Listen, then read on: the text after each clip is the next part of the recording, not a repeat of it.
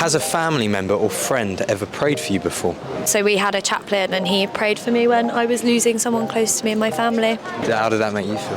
At the time, really calm and peaceful. One of my close friends, there was a time where I was in a dark place. A lot of the attention towards me was quite negative, and she literally prayed over me. One afternoon, I just did it, and I felt amazing after. I think I got healed once. I was complaining about maybe my knee or something, and my sister prayed for me and it went.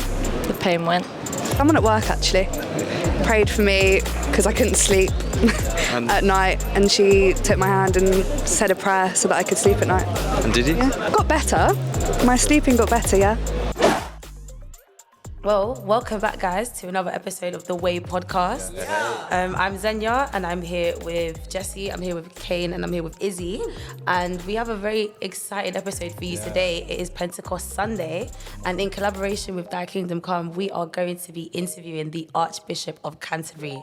So exciting. Should we just get into it? Yeah, let's do it.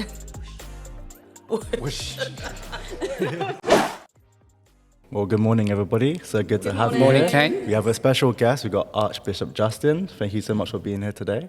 Pleasure. Should we call you Archbishop Justin? Or just Justin is Justin. fine. Awesome. Yeah. Well, we want to start off with the first question. And so the first question is, what is Pentecost? Pentecost was originally and remains a Jewish feast, day of celebration. And for the Jews, it was when Moses was given the law by God. But for Christians, it's when the Spirit is poured out on the disciples and they are scattered out to bring people to know who Jesus is. So it's a really exciting time because it's both in the Old Testament and the New Testament, it's about the gift of God to show us how to live in a way that pleases God. And how do we let the Holy Spirit guide us in those moments?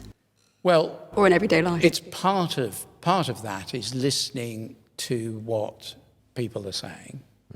So very often the Spirit speaks through other Christians, either through one of the gifts of the Spirit, a prophetic word or something like that, or simply a group of people who say, this is what we think you should be doing. And something in you speaks powerfully about that being right. There's a sense, that makes sense to you. But we've got to avoid the chronic disease of this age, which is individualism. It's not I decide and everyone else confirms it.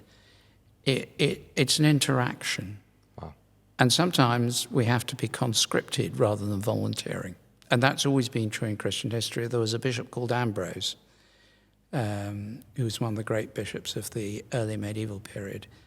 He literally was forced to become Bishop of Milan, Archbishop of Milan, because he didn't want to be. But the church people said, you're the one. Wow. Interesting. It's not always easy, but the Spirit works through us. And even when we mess up, the Spirit still is faithful and works through us.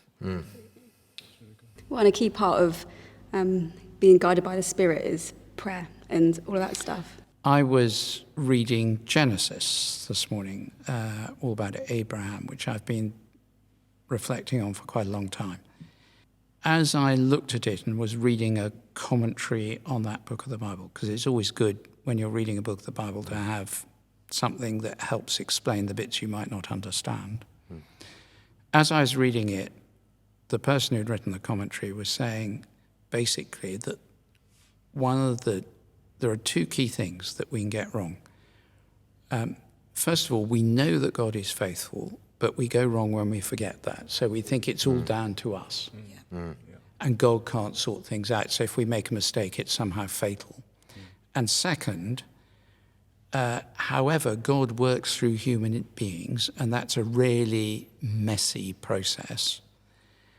And so it's not that we sit back and let God do everything, and it's not that we think it's all down to us. We need to trust the faithfulness of God and to live with courage, obeying what God tells us to do. And that's the way things work. And that means prayer. It does mean prayer.